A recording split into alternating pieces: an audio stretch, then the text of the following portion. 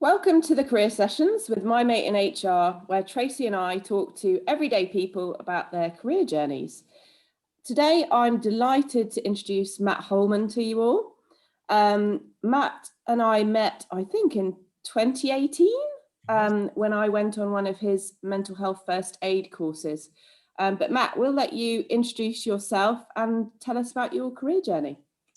Wow. Okay.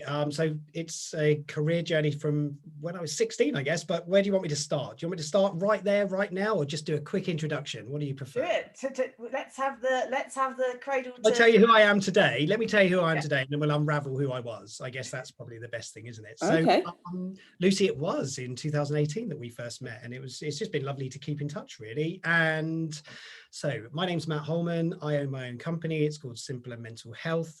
We are dedicated to sort of raising awareness and education and support in the world of mental health, especially and in particular in the workplace. So, I do lots of training deliveries. I do lots of support for companies, and yeah, it's just an incredible journey. And sort of thinking about where I am now to where I originally started in my career, it's just, yeah, I've transitioned and changed many times, I guess, and morphed into different things. But now what I'm really happy about is that I'm in a space that I am so passionate about. I think I talk about this thing called ikigai, which is this Japanese phrase around sort of finding your purpose and your reason for being. And I do feel like I'm in that place now. I don't have a job anymore, which is the best thing that I can say about my career. I now have found that space where I don't feel like I have to get up in the morning and do a job. I get up in the morning and have purpose. And I think that's a massive thing for me personally to be going, to live with every day now, Yeah. I never have a day where I think, oh, I've got to get up today. And That's a pretty amazing place to be. Oh, absolutely. But with all things in life, there is balance, of course, so I have this amazing role now, which is about raising awareness of mental health, talking about mental health, coming on people's podcasts or having my own podcast, collaborating with incredible humans who are doing amazing things in all different areas of the world of mental health in particular. And then you have the other side of your life, which is the side that I'm trying to help people to recognize as well and shine a bit of a light on. And, I'm wearing a t-shirt that says 24-hour humans, which is a huge passion of mine as well, because we're humans as well as workers, and our work and our lives have blended together so much, especially when you think about the COVID crisis, the pandemic, and how we've gone from office blocks and office spaces or, retail or whatever it was that people were doing to working from home or being furloughed at home. And now we have to recognize more than ever that life is sort of molding with work and things like that. So that's why it's important to me to talk about this. But the life at home, of course, is something that's important too. And, not everybody would know this, but, the thing is, my life at home isn't perfect. And most of us don't have perfect lives at home. As much as we want to present ourselves that way, it's realizing that challenges at home impact on what you do. My challenges at home actually fuel my rocket cells to help others. I can understand and empathize and connect to those real life experiences. So that's what I do now. That's where I am now. I'm really just so passionate about talking about mental health, about talking to amazing humans like both of you, and just really encouraging more people to do more of that. Storytelling is an amazing opportunity for us to just let people into our worlds, and that's ultimately what I'm trying to create as well. So that's now. Let's go back, shall we? Should we go back? Let's take a journey back to 1991, my first ever job, real job. I had a couple of paper rounds when I was a kid, but I was always the lazy paper boy because my dad used to have to drive the car behind me to help me, because I used to deliver, which is true, right? I used to deliver newspapers. I was like the temporary paper boy, and it used to only be the round they'd give me was the posh estate, where people always had the Times and they had these big chunky newspapers. And it was my first experience of what not to do in life, right? Which was to continue to be a paper boy for me. And I'm not saying it doesn't work for some, but getting up early mornings to deliver these really heavy duty newspapers. And it was always two big sacks, right? It was never one bag. Everybody else had one bag because they were delivering the thin newspapers, the red tops. And I always remember my dad used to have to get up as well and drive behind me. And then there used to be these really small letterboxes I'd try and stuff through multiple layers of newspapers. And I used to get loads of complaints because I used to just get fed up and just to wreck the paper going through the door. Anyway, so that was my first real job, but it wasn't really a job for me because I didn't enjoy it. I probably did 2 weeks of it over a year, and then sort of just disappeared into the the background. But my first real job was when I did work experience. Actually, I did work experience for a company, and I went into accounts. And one area I really loved doing was business. You know, I was really into business at school. Business was my best subject. I come out with double A's, and in my GCSEs, and it was my favorite subject by far. I had an amazing tutor in that, actually. And it was Mr. Uller, and he's the only tutor I remember, the only teacher I remember from school, but he was the most incredible influence on my sort of way of seeing the world, because he just was so supportive. He was a lovely guy, he was easy to talk to, and he's still, still around now, and I've seen him in recent years, of 30 years later. But he was one of the influences as to why I chose sort of business, and I love business. I did some work experience for a building engineering company in their accounts department, and I was doing petty cash and small little things, and came to the end of my work experience, and they said, well, do you want to come and have like a part-time job here, just doing little bits and pieces, bit of bookkeeping? And I said, yeah, okay. That then evolved as I went through my exams, came out, they said, well, do you want to come and do an apprenticeship in accounting here? So I said, well, brilliant. Although I sort of missed that chance then to go to college, university. I went to college, but sort of supplemented learning with roles, so like a youth training or apprenticeship scheme. And that took me on a pathway towards accounting. And I always remember my first salary paid like really low. It was like £1.90 an hour or something, it was nothing. But for me, it was money, and it was nice to, get my first car and all those things. And that was a really interesting career, because I was an apprentice accountant. And in this business, it was fascinating. I always used to argue about it, because they had a printing room, right? So they used to print the big schematic drawings for building sites. And every week, once a week, I had to go and do all the printing. So I was an accountant, and I just was going, well, I'm supposed to be counting things over here, or doing spreadsheets. Well, I don't even think spreadsheets were being, I think we were on Lotus at the time.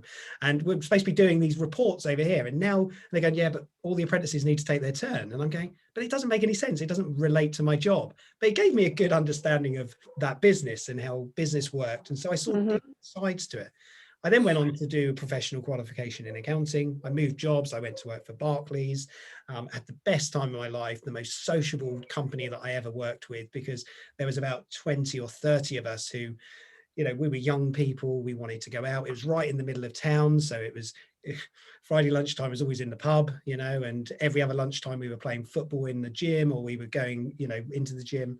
And it was the most sociable thing. And I became, started my training to become a management accountant. So, pretty interesting sort of career for me, because it sort of went alongside my passion and my studies, my business studies.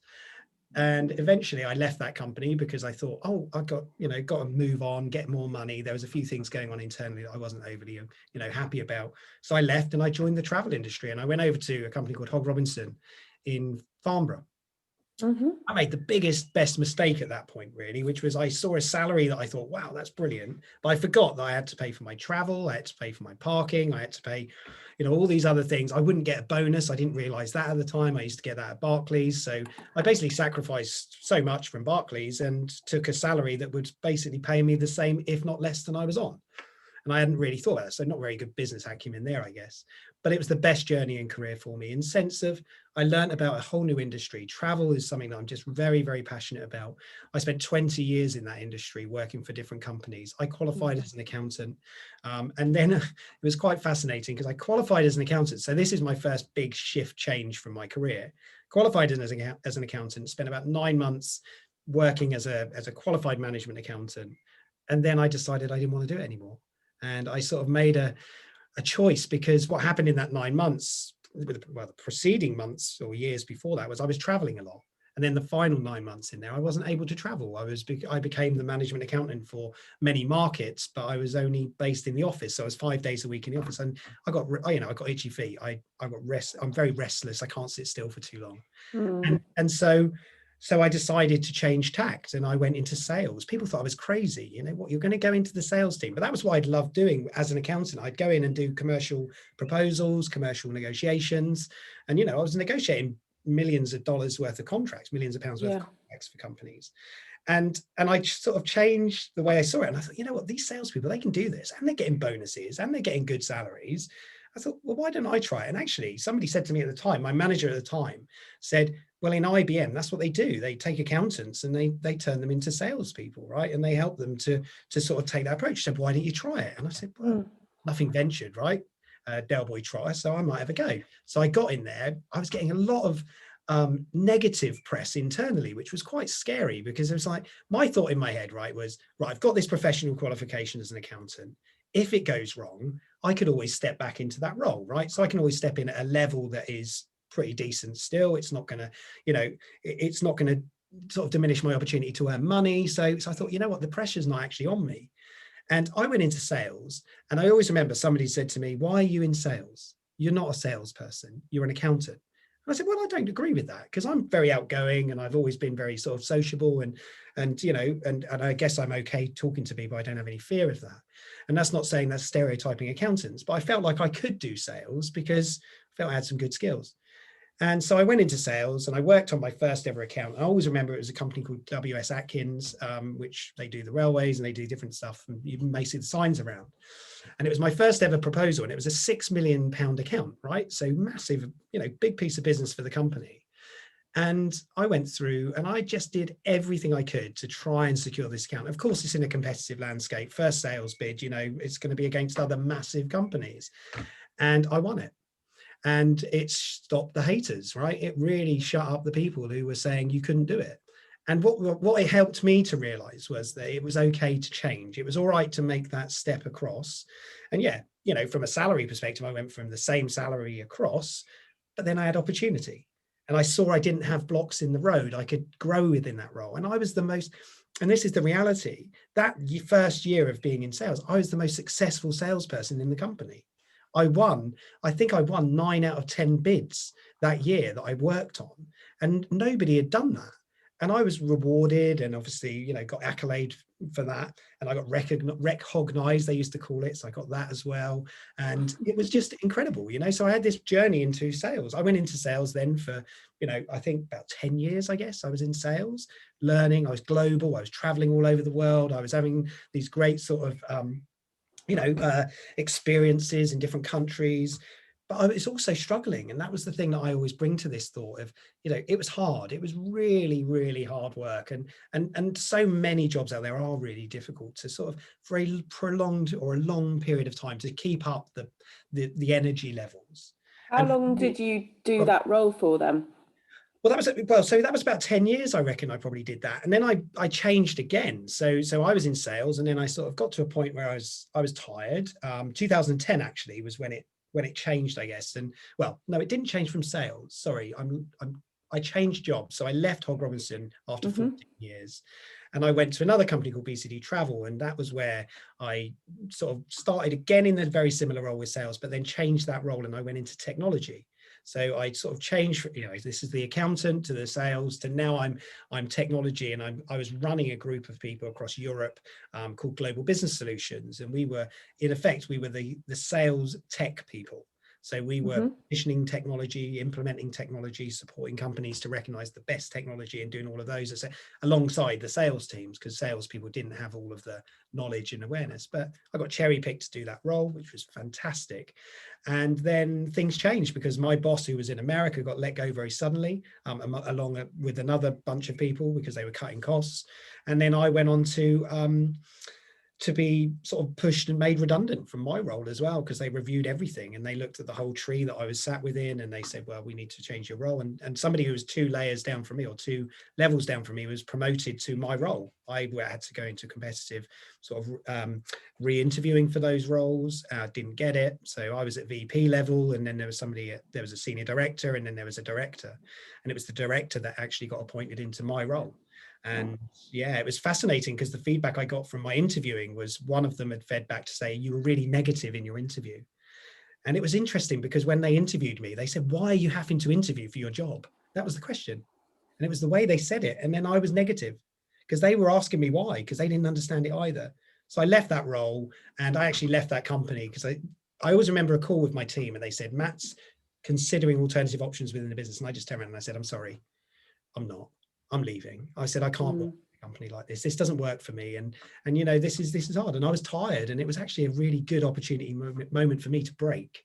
I was turning 40. It's when I then went on to become a Samaritan at the same time on my 40th birthday, the 31st of March, 1975. That was when I was born. 2015, I started my journey as a Samaritan as well. And, I was doing more things for other people then. I didn't help myself, and that was a hard thing. because I didn't really take that much care of myself. That 20 years of burning out sort of, the candle very, excessively at times was really impactful. So I had to find another job. Somebody came in with a very lucrative package for me to go and join a company. And actually then it was another career change, because then I became an implementation head, global implementation, implementing big clients for a company. I've never done that role, so I might as well have a go at that as well. So I did that for 9 months. And then the biggest impact to my career happened on the 15th of January 2016, which was I got fired from my job. As a professional, getting fired from your job, it's horrible. And it was the worst point of my life, the lowest part of my career, the worst moment of anything I can ever remember happening to me across the course of my career. And it was definitely the right thing. It was definitely the right thing that happened. I can look at that now and say that I was really embarrassed and upset, and and of course I struggled a lot with that. And nobody wants to ever admit that they've been fired from a job, of course, but I was, and it sort of created this trauma, and I struggled with my own mental health. So it sort of pushed me onto a path of mental health awareness. So it educated me in terms of my own mental health. I started to realize that I couldn't continue doing the things I was doing. It was never going to end in anything other than, some serious challenges. So that was the best, worst day of my life. It was the best, worst day of my life, because it was the I day. notice you still remember the date. Oh, 100%. I can remember the hour. I can remember everything that happened. Yeah. I had post-traumatic stress disorder that was caused by that event. I can remember every detail about that week, all the meetings, all the conversations. I can't tell you why I got fired. I never, ever was told why I got fired. And that was a brutal sort of reality that I had to live through. I was in America, and that was where it took place. So yeah, it's pretty low. It's pretty low, and I never had the energy to go back and try and challenge it, because I'd been there 9 months. I was entitled to nothing in terms of what they were looking for. I think the culture for me was very much about, get sacked and then sue. And I was like, I don't even have the energy to do that. I was really struggling. But that's where my last career change happened, which was this transition then to new world, a new understanding, a new awareness. And my awareness of mental health became obviously really high at that point, because I was struggling. And then people around me helped me. And that was the big change. I ended up meeting you, Lucy, because of a chain of events that meant I became an instructor for mental health first aid. But that happened not because I had crashed at that point and then gone, right, I want to train people in mental health first aid. But my journey from there was just an incredible one, really. I had to recover from an illness, which I did, through time. And I still, for 6 months, just to give sort of context to people, for 6 months, I used to wake up every morning at 3 o'clock in the morning. And it was just like an alarm clock in my head would go off. And as the alarm clock would go off, I couldn't turn off the thoughts. I couldn't turn off the alarm. I couldn't turn off the high levels of flight that I was in. It was hard. And I used to do that every day at 3 o'clock. It didn't matter if it was a weekend, a work day, every day at 3 o'clock was exactly the same. And it was the nightmare of that week with the thought that I couldn't answer the question of why. And so friends of mine owned a company called Happy Fall, Memia at the time. It's now called Happy Fall. They gave me a lifeline. They threw me a line, and I'd started a business in the February. So I'd lost my job in the January. I started a business in February with two intentions, or two clear thoughts. First one was, I never want to work for anybody ever again. I really consciously made that choice. I don't want to have anybody ever have the opportunity to do what this company have done to me. And the second one is, I wanted to help people. I wanted to help humans. I wanted to help people who were in a similar position to me, to never have to go through that experience. And that's really tough, because obviously we don't see it coming. We don't know it's going to happen. And, a 20-year career, of course, you're not going to look at every point and go, oh, I should have done that better. I should have done that better. Because should have doesn't mean you did. It just means it's happened. It's past. We have to learn. And what I'm trying to help people now to recognize is sometimes taking those extra drinks, sometimes doing those things that are a bit silly, working excess hours, they're not always going to be beneficial to you in the longer term if you do them frequently. And so when I went into Memia Happy Fall, they gave me an opportunity. They didn't judge me. They helped me. They asked me to go in and do marketing. So there's another transition to my career. I'd never run a marketing team, but now I was, with SEO and all the other stuff that goes behind the scenes. And we were building out this product, and we grew from 8 to 22 people in the marketing team. We launched a magazine on the 20th of, the the 20th of March 2017, we launched Happy Fool magazine. I then was the publisher of a magazine. Oh my God, how many careers have I had? And then eventually come towards the end of 2017, I said, I want to do more. I want to help more people. And I know we were helping people through the magazine, and it's a fantastic magazine. Happy Fool magazine is just brilliant. It's dedicated. It is, yeah. Health. Please do promote it and boost it and get it out there. 100,000 people are subscribing to that thing. You know, it's incredible to think where the journey of that magazine's come from. Another story in itself. And then I became an instructor for mental health first aid, and now I've trained over 2,500 people to date in mental health first aid from that first course in April of 2018, which would have been one of the ones you were on then, Lucy. You know, I've delivered that course hundreds of times, and also other courses, and my life is different. I've changed, I've evolved. I talk passionately about these things. I started my own podcast, you know, last year, which I've had. Lucy, you've attended one of those podcasts, right? I have indeed. This is payback. This is, yeah. And the journey's not complete. You know, my journey's continuing. Is there another career change in there? You know, I'm not scared of that. I embrace it. You know, you can probably tell I love change, right? I probably every 3 years of my life have changed something, and that's normal. That's important to me, because I haven't just been this one career person, and I'm conscious there are many out there that are, and that's not a problem either. It's just about having that contentment and that reason for being. That's the thing for me now. If I'm doing something in my diary, it's funny because people say, oh my God, you do so many things, right? Now, if you look at my diary, you probably say, yeah, you're busy, right? I hate this word busy. So please, if there's one piece I can impart, stop using the word busy. It's about managing your time better. Why is 24 hours human important to me? Because we manage our time really poorly. We sacrifice time for our businesses all the time, and we sacrifice the time, or we give time, sorry, to our businesses. We sacrifice the good time being looking after ourselves, taking care and supporting others, having amazing conversations. So everything in my diary now has a purpose. There is nothing in there, with the exception of the admin stuff, which is a little bit, you know, sometimes a bit too heavy, but there's nothing in there that I don't enjoy doing. And that's really important. So I put golf in my diary. I put meetings in my diary. People reach out to me all the time, and this is real. And I think, Lucy, this is probably how it happened with you, because I know we've stayed in touch. People reach out to me all the time to ask if they can have a meeting with me. And usually I tag onto that, yes, if you want to record a podcast with me as well. And that's how I've been getting guests on my podcast. So there you go, the secret's out. Because I think half an hour in the diary to have a chat, let's have a half-hour podcast as well then. So, you know, and 82 podcasts later since November, you know, lots of people have had conversations with me. And, amazing, yeah. And it's amazing. It really is. It changes the dynamic of how we meet. For me, that's what's important. I want to have a meeting with you that means we're both going to get something out of it. Now, it could be we're just there to cheer each other up or support each other or put an arm around each other. But if you're just there to hard sell to me, I'm not really on it. You know, that's it. So that's my career. 22 minutes done. I don't know if there's anything else you want to know. I have a question. Do you? Okay. Yeah, I wondered if there's any one moment that was kind of career defining for you, or like a major highlight. Oh, a major highlight. I think, you know, as I said, the first ever win in sales was massive for me. That was something that gave me that confidence to really sort of push on and say, look, anything is possible.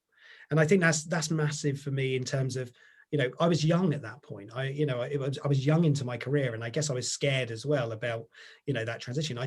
My wife and I, we just become, you know, boyfriend and girlfriend, I guess, at the time, and we were just getting our first house together, and there's always that fear, isn't there, of, you know, financial commitments and maybe taking a step into a career that's not going to be successful. So that's a massive highlight for me. I think there's just been a few people along the way that have also sort of inspired me to continue.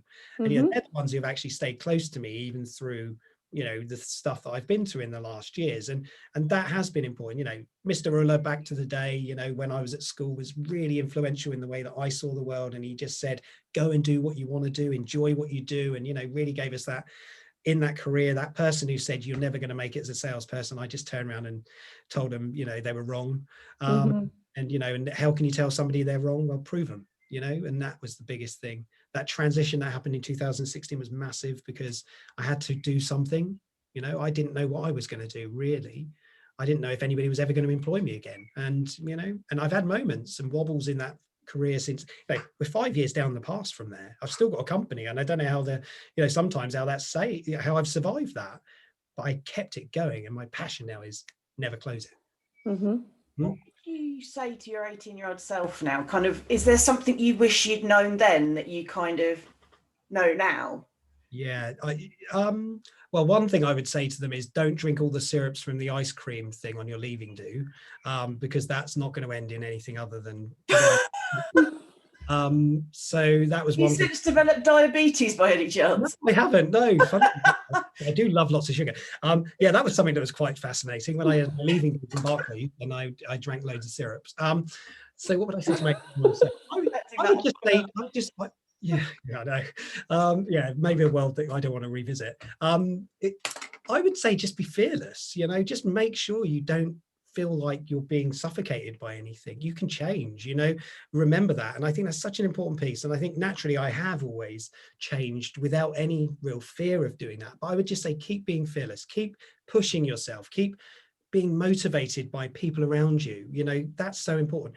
I've always been a people person, and I miss hugging people. I really do. And and when I was young, it's hard, isn't it? Because you're the young person, and it's not always easy to see where the future's going to be. And I think at 18 I was breaking up with my first real love girlfriend, so I had that trauma going on. I was changing jobs, and then I was trying to find a new crowd and a new vibe. And I've been very lucky to have very close friends around me for a very long time. That's something that I treasure dearly, having people who have stayed, and I can say, and I've got people around me that have stayed through the good, the bad, the ugly, the other stuff, because that's going to help you. Yeah. Nobody's ever judged me because I'm an accountant. Nobody's ever judged me. Well, I guess they have, but nobody's ever judged me because I turned to sales. My mates never looked at that. And that's the thing with friends, I think you find, isn't it? They look, they ask you what you do for a job, and then we just get on with life. They're not like, worried about if you changed your career. They're just there. It's so important to have those lifelong cheerleaders, isn't it? 100%. Yeah, absolutely. Definitely.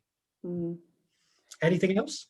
Well, I guess one thing is, obviously you've talked about, you tell your 18-year-old self. Yeah. Is there anything you'd say to anybody at any age? It's like a top career tip? Yeah. Don't waste your time. Don't waste your time with giving too much to your company. If you're working for a business and they're taking too much of your time out of you, then maybe you need to readdress that. And I think that's so important. I did a TED talk, or TEDx talk, I should say, back in October of 2019. And the thing that it was about was this thing called 24-hour humans. And I think the only thing I'm very conscious of now is we waste so much of our time giving it back to our businesses. So think about it. You go home from work, you turn your laptop on, you carry on working. Now that's not their time, that's your time.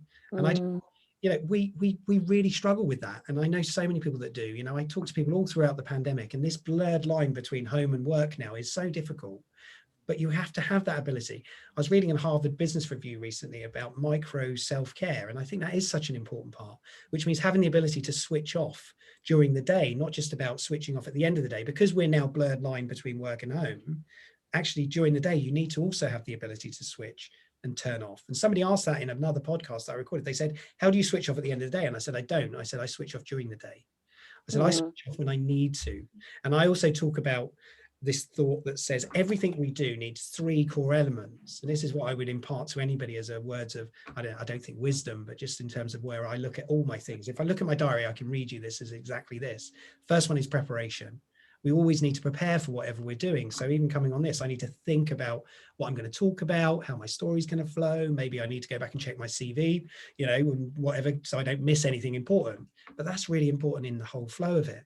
The second part is the performance. So, you want me to come on here and talk openly about my experience and share and tell you what I do. And I want to do a good job. I want you to, to get millions of listeners, and I want you to inspire others through your podcast.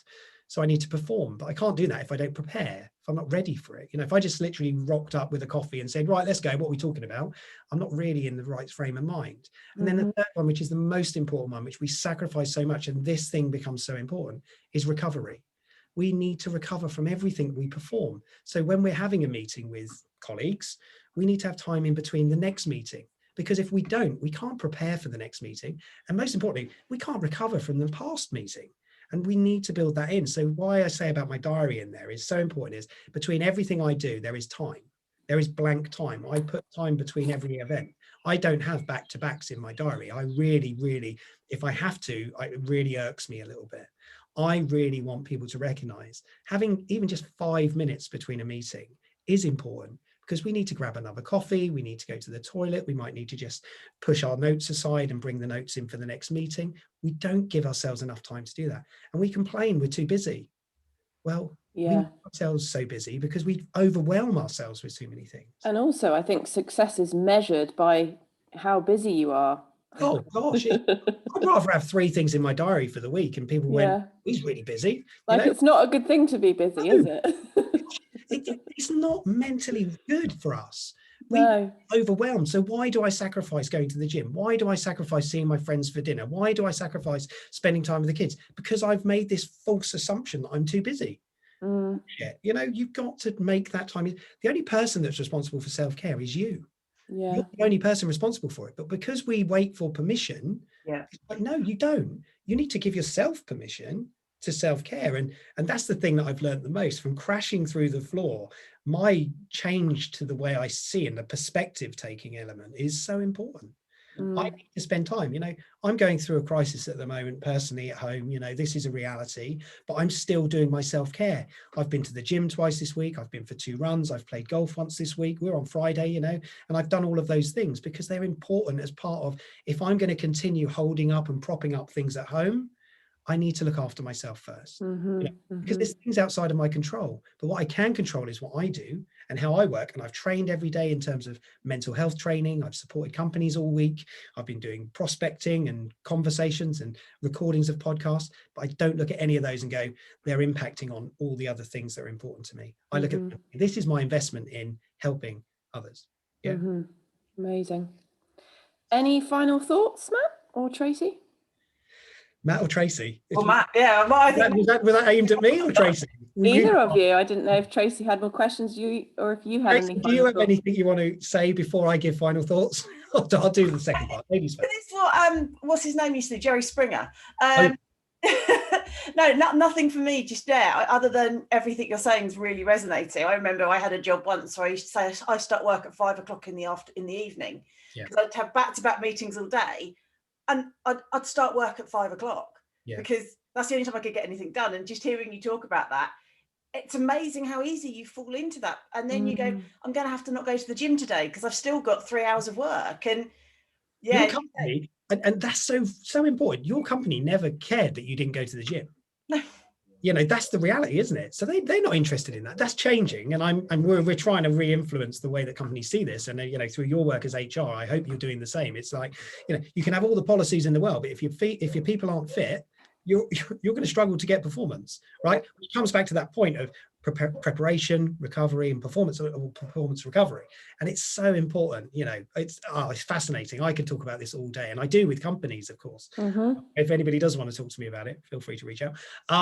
Shameless plug there, right? But in terms of last thoughts, so I think we are at a really important point in this conversation of mental health right now. We are on the precipice of some real challenges. We really are going to see some real challenges coming out. And what I really want to try and encourage more people to do is to recognize that mental health is a real conversation that we're having. For me, for 20 plus years as a career, I never spoke about it. I never opened up. I never told people I was struggling. And actually, nobody ever checked me to make sure that I was okay. I think we now have turned this corner, or we're turning a corner where we have to, as companies, not just have a duty of care, but we have a duty to care. And I think that is such a critical point. We have to care about our people. We have to invest in our people, because my career has changed dramatically because I felt people weren't doing that. They weren't helping me. And when I crashed in 2016, I felt like nobody cared. And then all of a sudden, some friends showed me that. That's what we've got to remind ourselves. So duty to care is a really important part of all of this. Kindness is such a gift, and you know, having the ability just to say thank you to people, just to reach out. I posted just a couple of days ago on LinkedIn about people not responding when they ask me for requests, when they ask me to quote, or when they ask me to provide them with an article. And I get so many, I would say probably 50% of the people that ask me for something, I respond. Well, I respond to all of them, by the way. 50% I respond to never come back to me or say thank you. And Ghosted. Ghosted. Yeah. And I find it really disheartening and disappointing. Yeah, I do. And I just think it doesn't take a lot. And this is what we struggle with because of that busy thing that we've just really gone through and really broken down. Like, well, I haven't got time to respond. Well, you do. You just haven't got the thought in your head to say, well, actually, that will mean something if I say thank you. if I say thank you for that, but even if you don't respond after the thank you, at least I know you've seen it, at least you've acknowledged it, and you've said thank you. And that's all it comes down to. Kindness is such a gift. And last year, when Caroline Flack sadly, you know, took her own life, and we saw this movement towards be kind. Last year's Mental Health Awareness Week was reframed from being sleep to be a kindness week. We have to continue with that. And that for me is so important. In work, in careers, be kind to people, because if you're kind to people, they'll give you kindness back. And that's something that helps us through, especially these challenging days, especially these challenging things that are coming down the path as well. And you know, we're gonna need more kindness in the world, definitely, and we stop kicking people when they're down. Well, Definitely. Thank you. Genuinely, this has been absolutely brilliant. It's been great having you here, and we do appreciate it and sharing your story. Right. But yeah, so thank you very much, Matt. It has been great, and I think what you'll be saying will resonate to a lot of people, and hopefully some people will listen to this and think about, actually, am I looking after myself? And I think if that's one person feels like that after listening to this, I think we've had a pretty good day. Yeah. Definitely. Well, all the best to both of you as well. And I really do hope, you know, this thing flies and your careers are all going in good shape and everything else. So it's been lovely to talk to you both as well. So thank you so much for inviting me. Thanks, Matt.